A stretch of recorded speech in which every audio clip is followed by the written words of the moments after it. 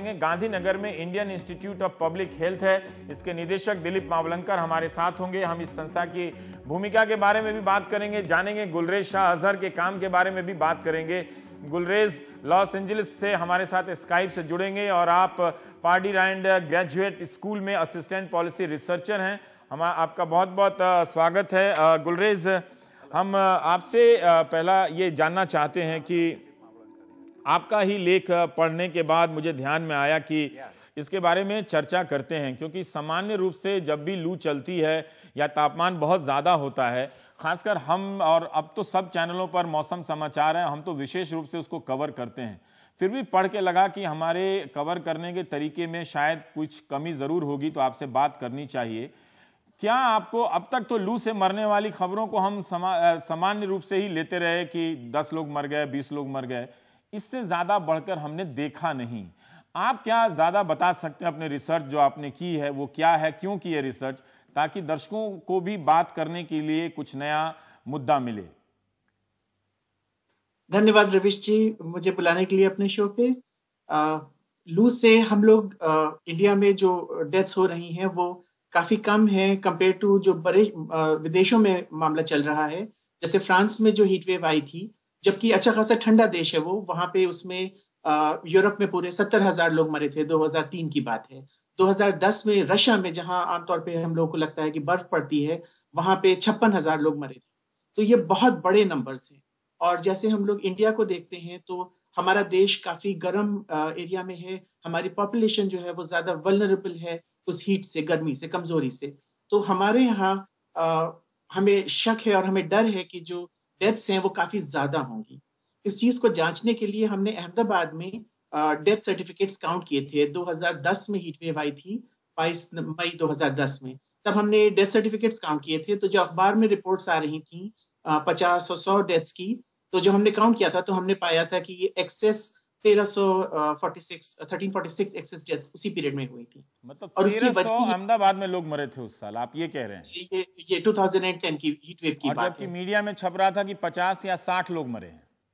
जी, because जिस तरह से हीट की डेथ हम रिकॉर्ड करते हैं, जो डायरेक्ट कॉज ऑफ डेथ होता है, सन स्ट्रोक या हीट स्ट्रोक, वो काफी कम होता है। जो इमीडिएट कॉज ऑफ डेथ जो डेथ सर्टिफिकेट पे आता है वो नॉर्मल डेथ होती है, यानी कार्डियो रेस्पिरेटरी अरेस्ट या रीनल फेलियर। तो इस वजह से जो एपिडेमियोलॉजिस्ट जो डेथ्स मेजर करते हैं वो हमेशा एक्सेस डेथ्स देखते हैं। तो उस तरीके से आप देखें तो काफी ज्यादा डेथ्स होती हैं। ये एयर पोल्यूशन डेथ्स के जैसा होता है। जैसे एयर पोल्यूशन की डेथ्स होती हैं तो cause of death death certificate पे नॉर्मल डेथ्स आता है, जबकि air pollution immediate cause of death नहीं होता, इवन दो। गुलरेज साहब, आपने उस साल अहमदाबाद के कितने डेथ सर्टिफिकेट, मृत्यु प्रमाण पत्र को देखा होगा ये जांचने के लिए कि इनमें से हीट वेव या लू से मरने वालों की संख्या कितनी है?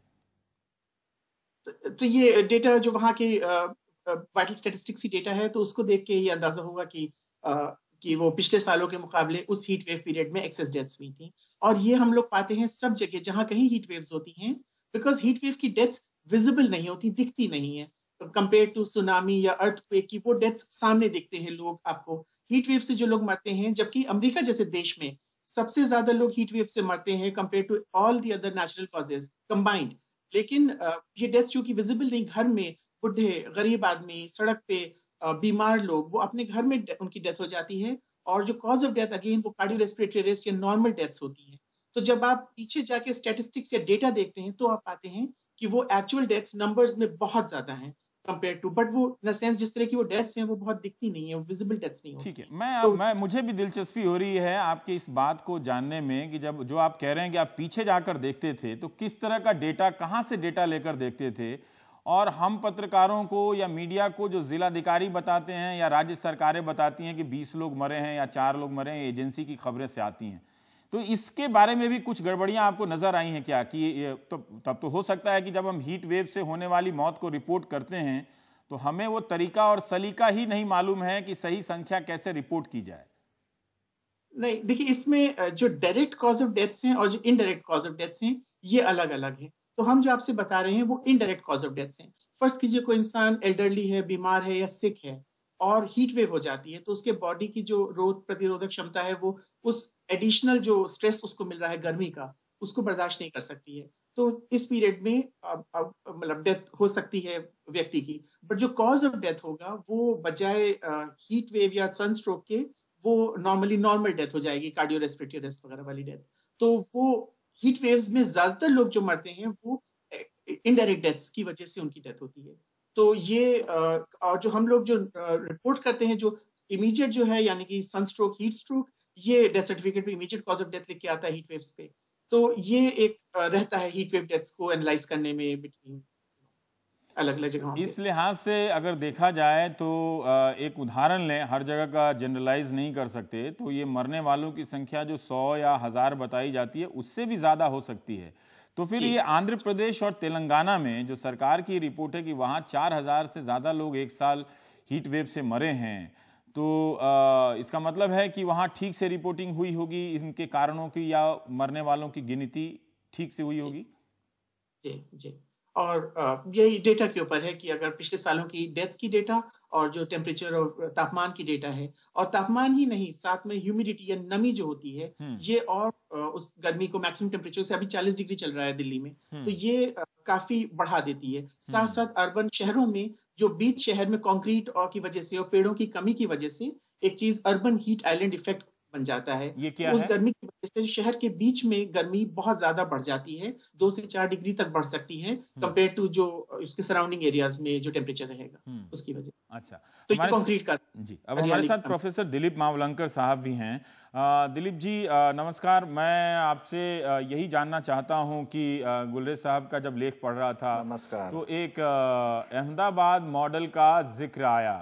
हम थोड़ा सा जानना चाहते हैं कि ये मॉडल क्या है, क्यों बना, और अब इस मॉडल के तहत जो भी आप बचाने के जो उपाय हैं उनके साथ ये भी बताइए कि जो लू से होने वाली जो मौत है उसकी रिपोर्टिंग क्या सही तरीके से हो रही है? हम सही संख्या जानते हैं या कम ही बताते हैं कि 10-20 लोग मरे जबकि मरने वालों की संख्या ज्यादा हो सकती है?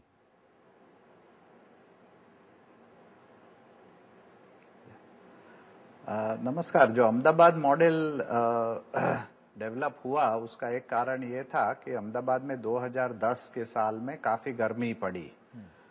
टेम्परेचर 47 डिग्रीज तक गया, और उसका साथ में म्युनिसिपल कॉरपोरेशन को भी ये लगा कि काफ़ी लोगों को परेशानी हो रही है, कुछ लोग मर भी रहे हैं। तो उसका हमने उनके साथ मिलके विश्लेषण किया, 2-3 संस्थाओं ने मिलने के विश्लेषण किया, और उसमें दिखाई दिया कि अहमदाबाद में रोज करीबन औसत 100 लोग मरते हैं सब कारणों से। जब वो गर्मी का पारा बढ़ा 21 मई 2010 को, तो 100 की जगह अहमदाबाद में 300 मृत्यु रजिस्टर हुए, और उसके बाद के एक हफ्ता में सब मिलके करीबन 800 ज्यादा मृत्यु रजिस्टर हुए, जितने औसत अहमदाबाद में होने चाहिए थे उस सीजन में, उस महीने में। पिछले 5 साल की आप एवरेज निकालें, मई 19 से मई 27 तक, तो उसके पर से हमें पता चला कि ये गर्मी का जो एक लहर आई उसमें इतने ज्यादा मृत्यु हुए। अभी उसमें मृत्यु के लक्षण जो थे वो थोड़े ऐसे होते हैं कि जो गर्मी में काम कर रहे हैं, कोई आदमी है उसको लू लगती है तो उससे मृत्यु होते हैं। पर बाकी गुलरेज साहब ने बताया, वैसे जो बूढ़े हैं, जिसको कोई दूसरी बीमारी है, जिसका हार्ट वीक हो गया है, लंग वीक हो गए हैं, गुर्दा की कोई बीमारी है, वैसे लोग भी गर्मी से परेशान होके 1-2 दिन में मर जाते हैं उसके बाद। तो उसके कारण ये पूरा हीट एक्शन प्लान बनाने का हमने प्लान किया, और म्युनिसिपल कॉरपोरेशन के साथ रह के, स्टेट गवर्नमेंट के साथ रह के ये प्लान बनाया। ये प्लान मैं आपको दिखाता हूं। ये एक प्लान हमने एक लिखित में बनाया था, और उसको पूरे शहर में उसकी चर्चा हुई म्युनिसिपल डिपार्टमेंट के साथ, और हर एक डिपार्टमेंट ने गर्मी के सीजन में कैसे पहले से तैयारी करनी चाहिए। हेल्थ डिपार्टमेंट उसका नोडल डिपार्टमेंट था, तो हॉस्पिटलों को तैयार किया, डॉक्टरों को थोड़ी ट्रेनिंग दी, नर्सों को तैयार किया कि गर्मी के पेशेंट में, गर्मी के मौसम में उनको कैसे सही से बचाया जा सकता है। दूसरा, हमने गर्मी का प्रेडिक्शन उसके साथ निकालने का शुरू किया। अभी IMD, इंडिया मेटीरियोलॉजी डिपार्टमेंट, जो वेधशाला का डिपार्टमेंट है, वो पूरे देश में 100 जगह से 300 शहरों में अलग अलग गर्मी कितनी होगी अगले दिनों में, वो डिक्लेयर करती है। और उसी हिसाब से हमने गर्मी के और मृत्यु के आंकड़े देख के एक अलग अलग कट ऑफ डिक्लेयर किए कि 43 डिग्रीज के ऊपर जब जाएगा तब ऑरेंज अलर्ट घोषित करेंगे, और 45 डिग्री के ऊपर जब तापमान जाने का होगा तब रेड अलर्ट डिक्लेयर करेंगे। तो उससे क्या हुआ कि लोगों में भी उसकी काफी चर्चा हुई, मीडिया ने भी उसको दिखाया कि अभी गर्मी बढ़ने वाली है और लोगों ने क्या क्या एक्शन लेने चाहिए। तो उसमें बहुत सिंपल सी चीजें हैं, पानी ज्यादा पियो, बाहर मत जाओ, बाहर जाना पड़े तो पानी साथ लेके जाओ, सर ढक के आप जाओ, काम अगर गर्मी में करना पड़े तो बीच बीच में एक घंटे में आराम लो। मावलंकर साहब, मैं ये जानना चाहता हूं कि जब आपने ये रेड अलर्ट और ऑरेंज अलर्ट जारी किया तो क्या ये सिर्फ अखबारों तक के जरिए ही लोगों तक पहुंचा? क्योंकि बहुत सारे लोग तो अखबार और टीवी की दुनिया से भी दूर रहते हैं, हो सकता है उनके घर अखबार आया हो लेकिन उन्होंने देखा ना हो, या जो मजदूर है वो बिना अखबार देखे चला गया। तो आम लोगों तक कैसे पहुंचाई गई सूचना? और इस तरह के अलर्ट जारी करने से जब तापमान 43 डिग्री पहुंचा होगा 2010 से लेकर 17 के बीच में, तो क्या आपने देखा कि मरने वालों की संख्या कम हुई जो 21 मई 2010 को काफी बढ़ गई थी? हाँ हाँ, आपकी बात ठीक है, बट अहमदाबाद शहर है इसलिए माध्यमों का रीच काफी ज्यादा है। लोग न्यूज़पेपर, वर्तमान पत्र पढ़ते हैं, टीवी रेडियो में भी उसकी चर्चा होती है, लोग चाय की दुकान पे बैठ के भी चर्चा करते हैं।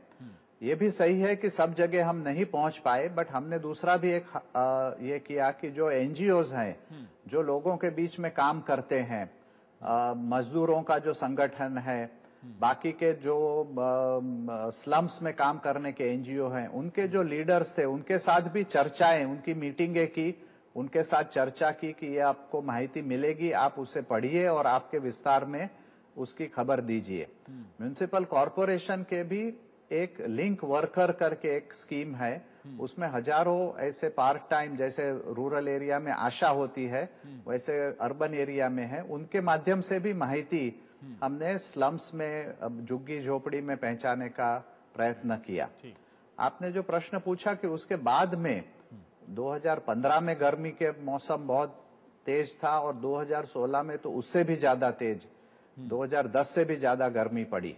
बट हमने जो आंकड़े देखे म्युनिसिपल कॉरपोरेशन के डेथ रजिस्ट्रेशन में, उसमें ये देखने को मिला कि जो पीक हीट डे है, कि जहां गर्मी की लहर एकदम ज्यादा पारा बढ़ गया है, उसमें करीबन 30 से 40% मृत्यु 2010 के कंपैरिजन में कम हुए हैं अहमदाबाद में।